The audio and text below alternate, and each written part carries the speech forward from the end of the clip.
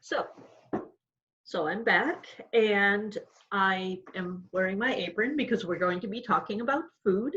And we are going to be talking specifically how this very, very complex organism here gets its food. So remember that each organism does this in a different way. If you watch the Bird Beaks video, you know that birds have a whole bunch of different ways of getting food inside their body, depending on the bird and what it eats and its size. And so this organism is going to show us how that's done. So it has a mouth. So right there, that's its mouth. And it needs to get food in that mouth. So different organisms have different ways of doing it. So here's the food that the organism is going to eat.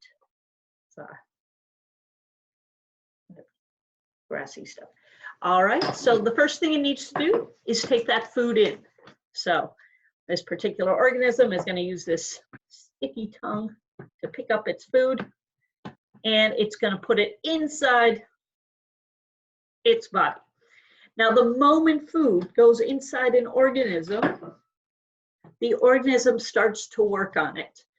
So, because it has to get all of those nutrients out. So it will start physically working on it. It will grind, it will crush, it will pound, it will turn it around. But in order to help that, there are also some chemicals. So for example, inside your, can you see that? Acid, yes. So inside your stomach, there's a very powerful acid. And even in your saliva, there are chemicals that start breaking down the food, just to use humans as an example. So I'm going to take some of this very powerful acid and I'm going to put it in my organism so it can chemically break down the food. There we go.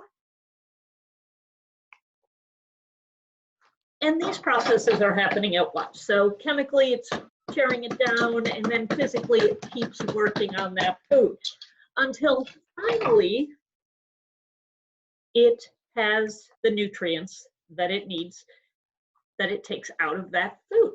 So often those nutrients are in the form of sugar, which can use and get energy, but obviously you need some other nutrients as well.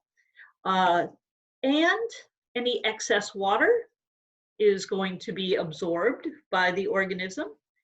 And finally, it needs to get rid of the waste product. So it needs to digest any of the waste that it didn't use. So it doesn't use everything it takes in.